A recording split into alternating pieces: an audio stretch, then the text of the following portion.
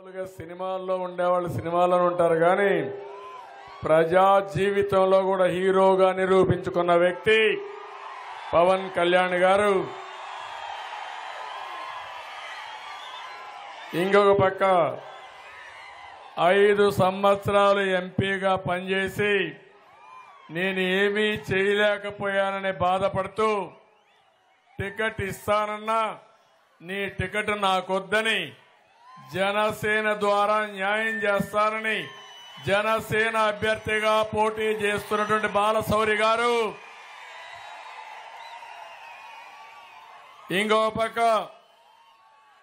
MLA అభ్యర్థిగా NDA అభ్యర్థిగా అటు తెలుగుదేశం జనసేన బీజేపీ బలపరిచిన అభ్యర్థి కృష్ణ ప్రసాద్ గారు. వాళ్ళ తండ్రిని కూడా చూశారు, నేను ఎప్పుడూ మర్చిపోలేను. కాగిత వెంకట్రావు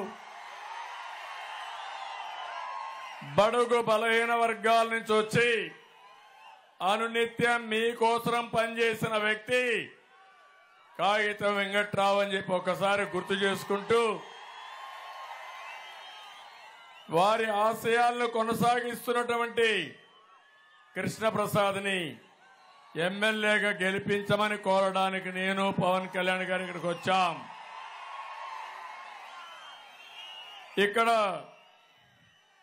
తెలుగుదేశం పార్టీ అధ్యక్షుడు నారాయణరావు గారు స్ఫూర్తి అంటే పొత్తుల ధర్మంలో మేము ఒక నిర్ణయం తీసుకున్నాం, బాలశౌరికి ఇవ్వాలి, ఈ సీటు జనసేనకు వస్తుందని నిర్ణయం తీసుకుంటే ఒక్క మాట మాట్లాడకుండా ఈ కూటమిని గెలిపించడానికి పనిచేస్తున్నటువంటి కొనకళ్ళ నారాయణరావు గారు. ఇంకో పక్క ఇక్కడ వేదవ్యాస గారు ఉన్నారు. సుదీర్ఘ రాజకీయ అనుభవం ఉండే కుటుంబం ఆ కుటుంబం. 78లో వాళ్ళ తండ్రి అయితే నాతో కూడా ఎమ్మెల్యేగా పనిచేశాడు అసెంబ్లీలో. అలాంటి కుటుంబం. ఈ పొత్తుల్లో వారిని కూడా మేము అకామిడేట్ చేసుకోలేకపోయినా స్వచ్ఛందంగా ముందుకొచ్చి పర్వాలేదు రాష్ట్రం కోసం నేను త్యాగం చేస్తాను, వచ్చిన తర్వాత మా కుటుంబాన్ని కూడా గౌరవించమంటే గౌరవించే బాధ్యత మాదని వారికి కూడా హామీ ఇస్తున్నా. ఇంకో పక్కన జనసేన జిల్లా పార్టీ అధ్యక్షుడు బండిరెడ్డి రామకృష్ణ గారు, బీజేపీ జిల్లా పార్టీ అధ్యక్షుడు గుత్తికొండ రాజబాబు గారు, మాకు ప్రాణ సమానమైనటువంటి ఒక పక్క తెలుగుదేశం పార్టీ కుటుంబ సభ్యులు, జన సైనికులు. మిమ్మల్ని చూస్తే తమ్ముళ్ళు ఎక్కడొచ్చినా మీ టవల్స్ అయితే ఎగరతనే ఉంటాయి ఆకాశంలోకి. ఓసారి మాకు అనిపిస్తుంది ఎక్కడి నుంచి వచ్చిందో తెలియదు కానీ అది ఎగిరి మా దగ్గరకు వస్తుంది. అది మీ స్ఫూర్తి, జన సైనికుల స్ఫూర్తి. రేపు ఎన్నికల్లో కూడా ఇదే స్ఫూర్తి ఉండాలి.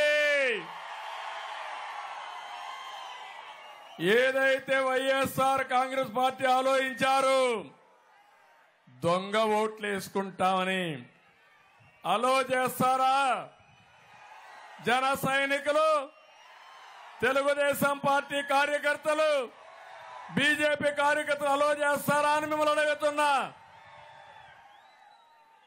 ఈరోజు ఒక శుభదినం, పండగ రోజు, శ్రీరామనవమి.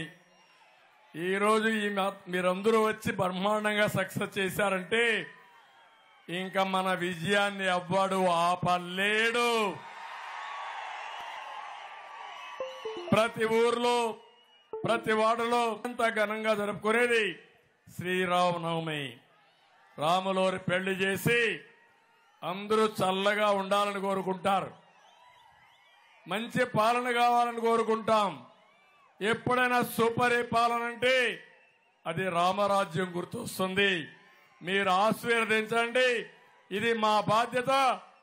తప్పకుండా ఈ రాష్ట్రంలో రామరాజ్య స్థాపన నెలకొల్పగలుగుతామని చెప్పి మీకు తెలియజేస్తున్నా.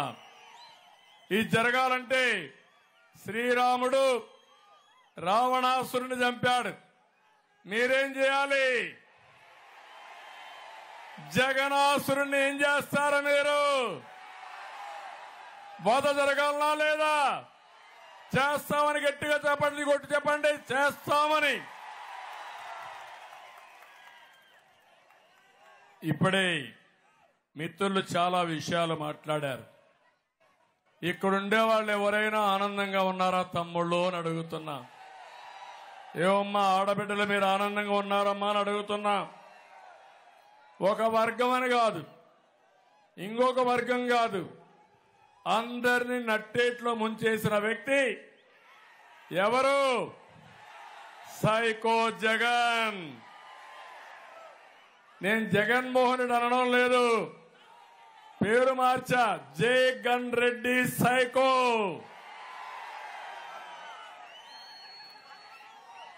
నిన్న చాలా సర్వేలు వచ్చాయి. అంటే సర్వేలన్నీ చివరిసారి మళ్ళీ ఎన్నికలైన తర్వాత, పోలింగ్ అయిన తర్వాతనే వేసే అవకాశం ఉంటుంది. 11 సర్వేలు వస్తే 11 సర్వేల్లో కూడా 17 నుంచి 23 ఎంపీలు మనమే గెలుస్తున్నామని మీకు తెలియజేస్తున్నా. అంటే ఇప్పుడు ఇక్కడుండే బాలశౌరి గెలుపు తథ్యం అవునా కాదా? కృష్ణప్రసాద్ గెలుపు తథ్యం అవునా కాదా? కానీ ఇక్కడ ఒక దుర్మార్గుడు ఉన్నాడు. ఆ దుర్మార్గుడు మీరు చూస్తే తమ్ముళ్ళు 6 నెలలుగా ఎప్పుడన్నా బయట వచ్చాడా? ఇంట్లో నుంచి పరదాలు కట్టుకొని తిరిగాడా లేదా? నేను అడుగుతున్నా, ఎన్నికల ముందు నేరుగా ఊరూరు వచ్చాడు. నేను అనుకోనుంటే ముఖ్యమంత్రిగా బయట రాకూడదంటే వచ్చేవాడా అని మిమ్మల్ని అడుగుతున్నా. ఆ రోజు ఇప్పుడే చెప్పాడు పవన్ కళ్యాణ్ గారు, మేము ప్రజాస్వామ్యయుతంగా ముందుకు పోయాం. తిరిగాడు, మోసం చేశాడు, ఒక ఛాన్స్ అన్నాడు, నెత్తి మీద చేయి పెట్టాడు, బుగ్గలు నిమిరాడు, ముద్దులు పెట్టారు. 5 మరిగా మీరు కరిగిపోయారు. 5 ఏళ్లు గడిచిపోయింది. ఏమైంది? గుద్దుడే గుద్దుడు, బాధుడే బాధుడు. అందరూ నష్టపోయారు, అలిసిపోయారు. మీరంతా దెబ్బలు తిని తిని అలసిపోయి ఎప్పుడెప్పుడా అని చూసే పరిస్థితికి వచ్చారు. మళ్ళీ నిన్న బయలుదేరాడు కొత్త బిచ్చగాడు, కొత్త నాటకం. బాబాయిని గొడ్డలతో లేపేసింది ఎవరు తమ్ముళ్ళు అని అడుగుతున్నా.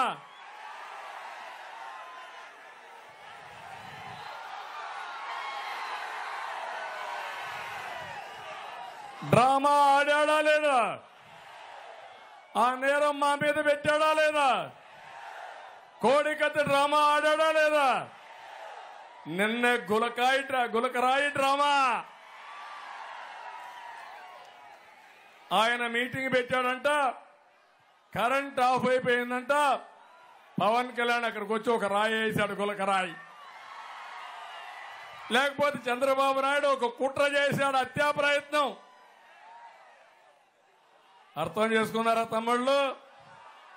వాళ్ళు అంటున్నారు, నీ మీద మాకు కోపం కూడా ఉంది, మాకు క్వార్టర్ బాటిల్ ఇస్తాన్నావు, బిర్యానీ పెడతాన్నావు, 500 రూపాయలు డబ్బులు ఇస్తాన్నావు, డబ్బులు ఎగ్గొట్టావు కాబట్టి నాకు ఆ సమయంలో కోపం వచ్చేసానని గులకరాయి వేశానని అతనే చెప్పే పరిస్థితికి వచ్చాడు.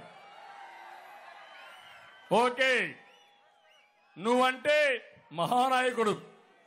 పవన్ కళ్యాణ్ గారు ఒక మాట అన్నారు, ఏదైతే ఒక అబ్బాయి, గౌడ అబ్బాయి, ఎక్కడైతే రేపల్లెలో చెల్లెల శీలాన్ని కాపాడాలని అమర్నాథ్ గౌడ్ అనే వ్యక్తి గట్టిగా ఇంట్లోకి చెప్పి అక్కను కాపాడుకోవడానికి ప్రయత్నం చేస్తే నడి రోడ్డు మీద ఇష్టానుసారంగా పెట్రోల్ వేసి తగలబెట్టారు.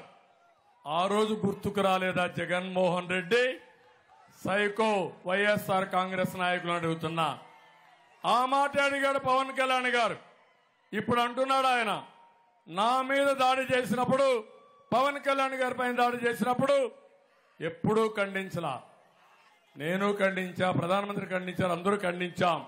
కానీ ఇక్కడ ఒక విషయం మీరు గుర్తుపెట్టుకోవాలి. మేము ఏం మాట్లాడకపోయినా అర్ధ గంటలో మా మీద నెపం వేయడానికి మళ్ళీ డ్రామాలు రాయడు, డ్రామాతో మేము ముందుకు వస్తున్నాడు. అందుకే చెప్తున్నా, నీ మాట ఎవ్వరూ నమ్మరు. అది ఒక డ్రామా. నా మీద రాయి వేయిస్తావు, పవన్ కళ్యాణ్ పైన రాయిలు వేయించారు. మా మీద వేసిన రాళ్లు దొరికాయి. ఈ డ్రామా రాయుడి మీద వేసిన రాయి దొరికింది ఆ తమ్ముళ్ళు ఇంతవరకు? ఆ గులకరాయి కనపడిందా మీకు? ఏంటి రహస్యం? అది జగన్మోహన్ రెడ్డి ఆడే నాటకాలు. మాకు నాటకాలొద్దు. మేము అడిగిన దానికి సమాధానం చెప్పమని డిమాండ్ చేస్తున్నా. పరదాలు కట్టుకొని తిరిగి ఇప్పుడు వేల కోట్ల రూపాయలు ఖర్చు పెట్టి మద్యం డబ్బులు, ఇసుక డబ్బులు, భూదందాలపైన దోచేసిన డబ్బులు పెట్టి మళ్లీ మిమ్మల్ని కొనాలని ఆలోచిస్తున్నారు. నేను అడుగుతున్న డబ్బులకు అమ్ముడుపోతారా మీరని అడుగుతున్నా. ఓటేస్తారా అని మిమ్మల్ని అడుగుతున్నా. మా దగ్గర డబ్బులు లేదు. నీతి ఉంది, నిజాయితీ ఉంది, నిస్వార్థం ఉంది. మళ్ళా మీ జీవితాల్లో వెలుగు తెచ్చే సామర్థ్యం మాకుందని మరొకసారి మీ అందరికీ హామీ ఇస్తున్నా. మాట్లాడితే మేమందరం కలిసామంట. కలిసాం. నేను కలిశాను, పవన్ కళ్యాణ్ గారు కలిశారు, బీజేపీ కలిశాం. ఏ ఒక్కరి కోసమో కాదు, ఒకరు ఎక్కువ ఒకరు తక్కువ కాదు, అందరం తగ్గాం. ప్రతి ఒక్కరు తగ్గాం. దేనికోసం తగ్గామంటే ప్రజల గెలుపు కోసం తగ్గామని మరొకసారి మీ అందరికీ తెలియజేస్తున్నా. అడ్జస్ట్ చేసుకున్నాం. పవన్ కళ్యాణ్ గారు పోటీ పోయినసారి చాలా సీట్లు మొత్తం రాష్ట్రం అంతా పోటీ చేశాడు. 14 ఏళ్ళు మేము కూడా అధికారంలో ఉన్నాం. 42 సంవత్సరాల రాజకీయ పార్టీ. జాతీయ స్థాయిలో బీజేపీ ఉంది. అందరం కలిసి ఉండే 175 సీట్లని 25 పార్లమెంట్ సీట్లు అడ్జస్ట్ చేసుకున్నాం. దేనికోసం చేసుకున్నామంటే మావి 3 జెండాలు కానీ ఒకే అజెండా. ఆ అజెండా అభివృద్ధి, సంక్షేమం, ప్రజాస్వామ్య పరిరక్షణ, తెలుగు ప్రజల వెలుగే మా ధ్యేయం అని చెప్పి మరొకసారి మీ అందరికీ విజ్ఞప్తి చేస్తున్నా. ఈయన వచ్చేది శవాలతో వస్తున్నాడు, మనుషులతో రావడంలా.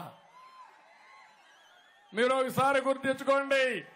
2014 తండ్రి లేని బిడ్డ మా నాన్న చంపేశారని వచ్చాడు. 2019 తండ్రి చనిపోయాడు, బాబాయిని కూడా చంపేశారని ఆయనే చంపేసి వచ్చాడు. ఇప్పుడు మళ్ళీ ఎవరైతే పింఛన్దారులు ఉన్నారో ఆ శవాలు తీసుకురావాలనుకుని వచ్చాడు. నీ సానుభూతి కోసం వస్తున్నావు. అవన్నీ జరగవని మరొకసారి తెలియజేస్తున్నా. ఇతను చూస్తే అందరూ భయపడి పారిపోతున్నారు. ఈరోజు మీరు ఈ విషయం గుర్తుపెట్టుకోవాలి. ఒకరిద్దరు కాదు, చాలా మంది ఎమ్మెల్యేలు, 20-30 మంది ఎమ్మెల్యేలు ఆ పార్టీ వదిలిపెట్టిపోయే పరిస్థితికి వచ్చారు. ఇంకో పక్క మీరు చూస్తే ఎంపీల పార్టీ వదిలిపెట్టిపోయే పరిస్థితి వచ్చారు. ఎమ్మెల్సీలు పదవి ఉన్నా రాజీనామాలు చేసే పరిస్థితికి వచ్చారు. పక్కనే గుంటూరులో జిల్లా ప్రజా పరిషత్ చైర్పర్సన్ రాజీనామా చేసి వచ్చే పరిస్థితి వచ్చింది. నేను ఈరోజు పెడం ద్వారా ఒకటే పిలిపిస్తున్నా. ఈ రాష్ట్రాన్ని కాపాడుకోవాలనే వ్యక్తులు జడ్పీటీసీలు కానీ, సర్పంచులు కానీ, ఎంపీటీసీలు కానీ, ఎంపీపీలు కానీ, జిల్లా ప్రజా పరిషత్ చైర్మన్లు కానీ అందరూ కూడా రావాల్సింది. ఎన్డీఏలో చేరండి, మాకు అండగా ఉండండి, ఈ ఉద్యమంలో భాగస్వాములు కమ్మని వారందరికీ పిలిపిస్తున్నానని చెప్పి కూడా నేను మీకు తెలియజేస్తున్నా. ఒక్క విషయం మీరు గుర్తుపెట్టుకోవాలి. 5 ఏళ్లలో మీరు ఒక్కసారి చూస్తే విధ్వంసం, అహంకారం, ఎక్కడ చూసినా లెక్కలేనితనంతో రాష్ట్రాన్ని ధ్వంసం చేసే పరిస్థితికి వచ్చాడు. ఒకప్పుడు మీరు చూసినప్పుడు విభజన జరిగింది.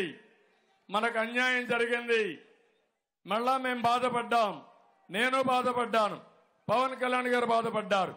అందుకే పవన్ కళ్యాణ్ గారు ఒక మాట చెప్పారు, 2014లో పోటీ చేయకుండా ఎన్డీఏకి సహకరించిన వ్యక్తి, అన్కండిషనల్ గా సపోర్ట్ చేసిన నాయకుడు పవన్ కళ్యాణ్ గారు అని చెప్పి కూడా నేను మీకు తెలియజేస్తున్నా.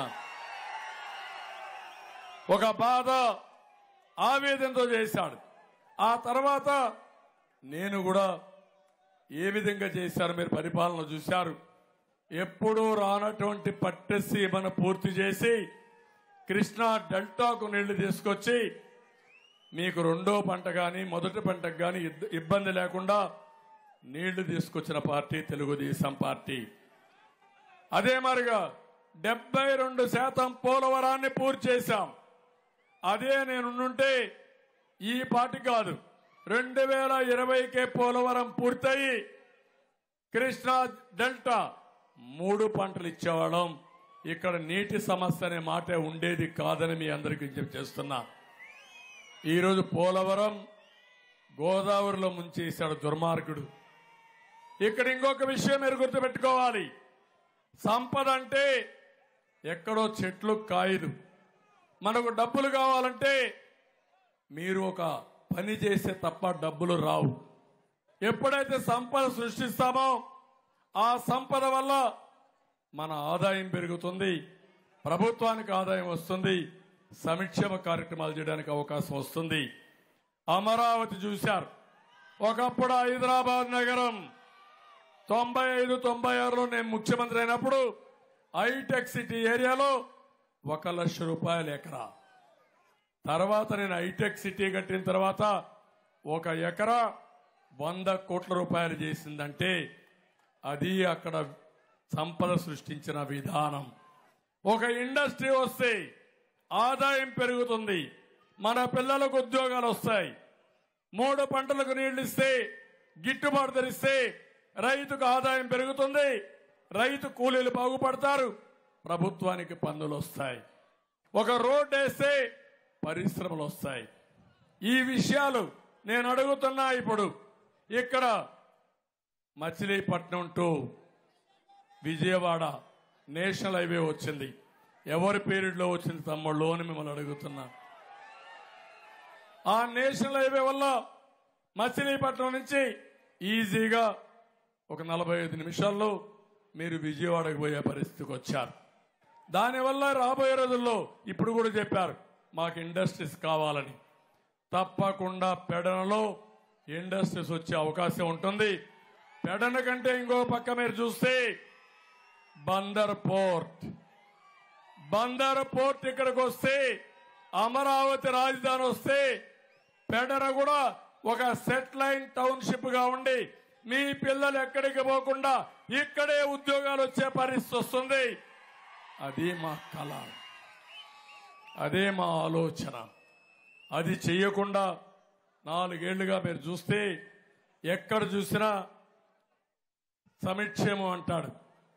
నేను అడుగుతున్నా మిమ్మల్ని అందరినీ, సంక్షేమంలో 100 కార్యక్రమాలు ఇచ్చా, అన్నా క్యాంటీన్ ఉందా తమ్ముళ్ళు అని అడుగుతున్నా. ఈరోజు చంద్రన్న బీమా ఉందా అని అడుగుతున్నా, పండుగ కానుకలు ఉన్నాయని అడుగుతున్నా, విదేశ విద్య ఉందని అడుగుతున్నా, రంజాన్ తోఫా ఉందని అడుగుతున్నా.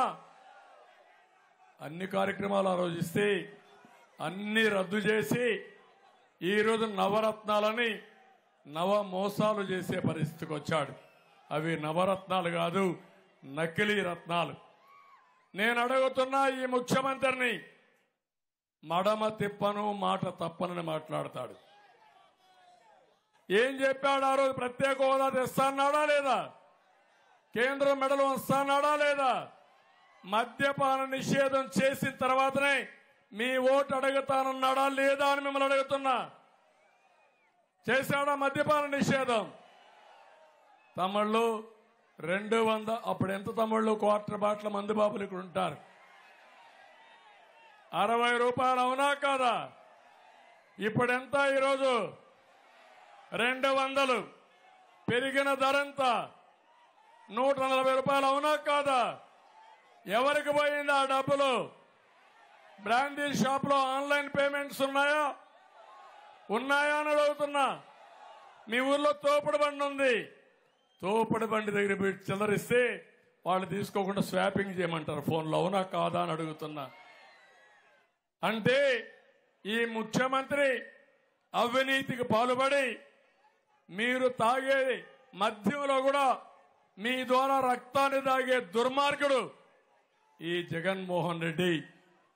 సైకో జగన్, జే గన్ రెడ్డి అని చెప్పి నేను మీకు తెలియజేస్తున్నా. ఈరోజు ఇక్కడ కృష్ణా నది ఉంది, మీకు ఇసుక దొరుకుతా ఉందా అని మిమ్మల్ని అడుగుతున్నా.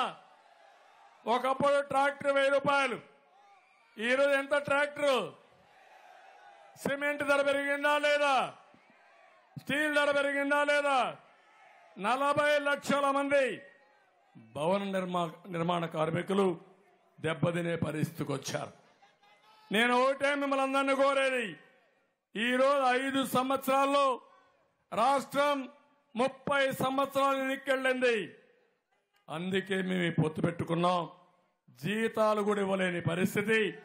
ఇక్కడ ఉద్యోగస్తులు ఉన్నారు, మా పోలీసులు ఉన్నారు. పోలీసులు మీకు జీతాలు వస్తున్నాయి సక్రమంగా? మొన్న మొదటి తారీఖు మీకు వచ్చిందా? జీతం వచ్చిందా? టీఏలు వచ్చాయా మీకు? డిఏలు వచ్చాయా మీకు?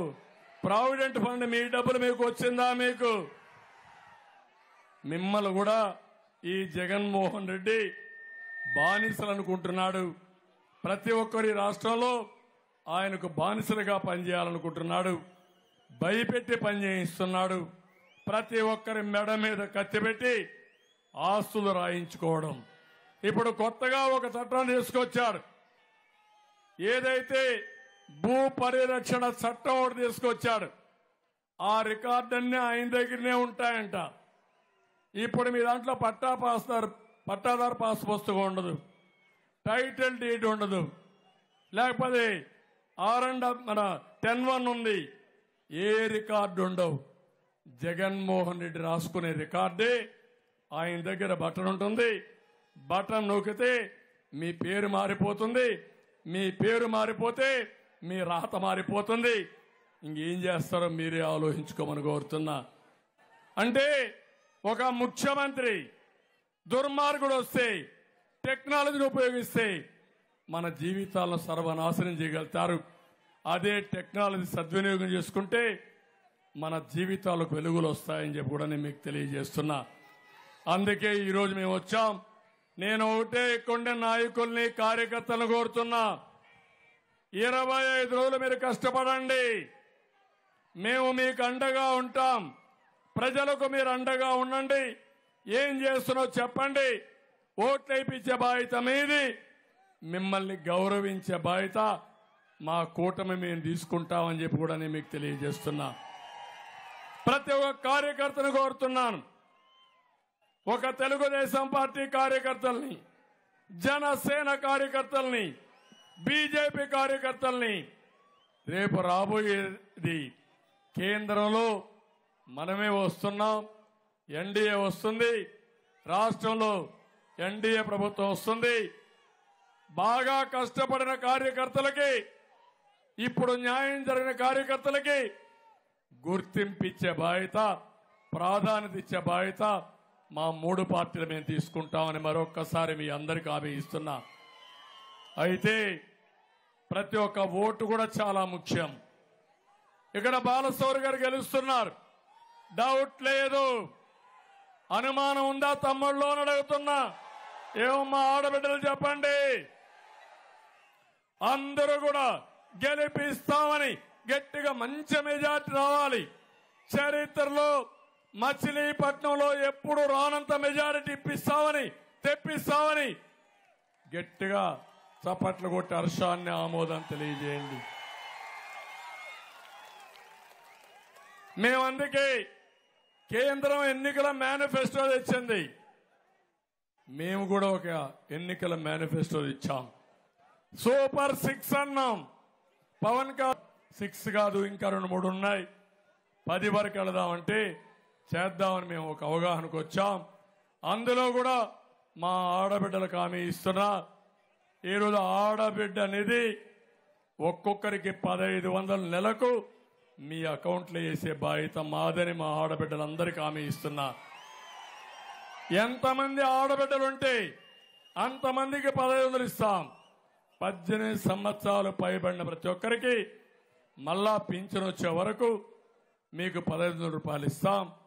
రెండోది, తల్లికి వందనం కింద ఎంతమంది పిల్లలున్నా ఒక్కొక్కరికి 15,000. ఆంక్షలు లేవు, కటింగ్ లేదు, పూర్తిగా ఇచ్చే బాధ్యత మాదని మా ఆడబిడ్డలకు పిల్లలకు అందరికి విజ్ఞప్తి చేస్తున్నా. ఈ రెండే కాకుండా దీపం కింద ఒకప్పుడు వంట గ్యాస్ సిలిండర్లు ఇచ్చాం, రేట్లు పెరిగాయి. ఇప్పుడు మళ్ళా హామీ ఇస్తున్నాం, సంవత్సరానికి 3 గ్యాస్ సిలిండర్లు ఇచ్చే బాధ్యత మా కూటమి తీసుకుంటామని మీ అందరికీ హామీ ఇస్తున్నా.